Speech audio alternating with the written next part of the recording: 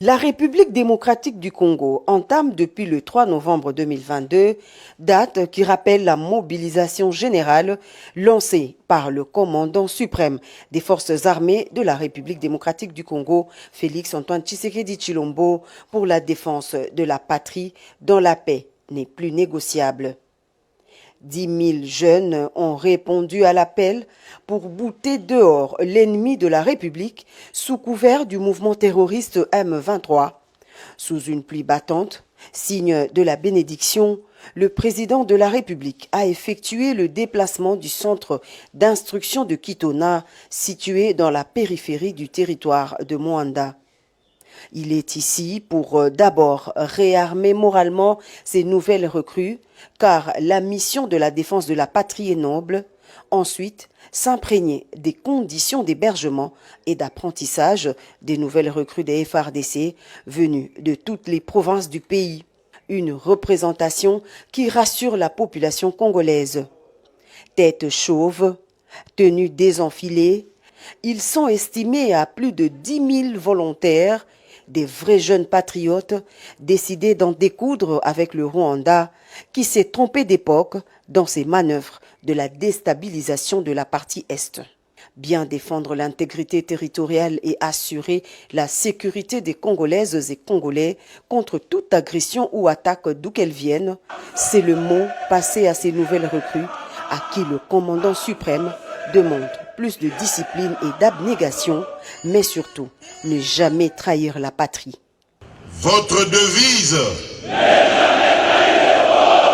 Le chef de l'État Félix-Antoine Tshisekedi Tshilombo a rassuré les différentes unités de sa totale disponibilité à prendre en charge tous les problèmes liés au vécu quotidien des soldats ainsi que ceux de leurs dépendants. Naye lelo kota na bino bamapinga na biso ya kala na pe ba oyo bakoti sika o babengi na lopoto ba recrue pona kotonda bino botondi ya maemanso bozali kosala pona ekolo na biso Congo pe na ekoyebisa bino ke mosala o bozali kosala ezali mosala ya motuya mingi. Esengeli biso bakonzi ya mboka tozala na attention makasi na maemanso matali mosala na bino pe mabota na bino. Du haut de la tribune érigée pour la circonstance, le chef de l'État a également évoqué la loi relative à la programmation militaire en cours d'examen au Parlement, une disposition inexistante depuis plusieurs décennies. Avec la mise en œuvre de cette loi, le garant de la nation entend réitérer sa détermination à redorer le blason terni de l'armée nationale et à lui restituer son prestige d'antan. Nakosala bino ba promesse mingi te, na préféré na bandaka kolakisa bino na ba acte bokomona bino moko ndenge mapinga na biso ekozwa valeur ekozonge la valeur nango ya kala pe ekobanda kobangisa banguna nyonso oyo bakozala na makanisi ya koatake mboka na biso. Gouvernement etindaki loi oyo ya programmation militaire na parlement esali bambula na banda ba période d'indépendance wana loi wana ezalaki te. Tina ya loi wana ezali nini? Ezali ko organiser armée na biso. Koyeba nombre ya effectif. Koyeba ko équiper armée na biso.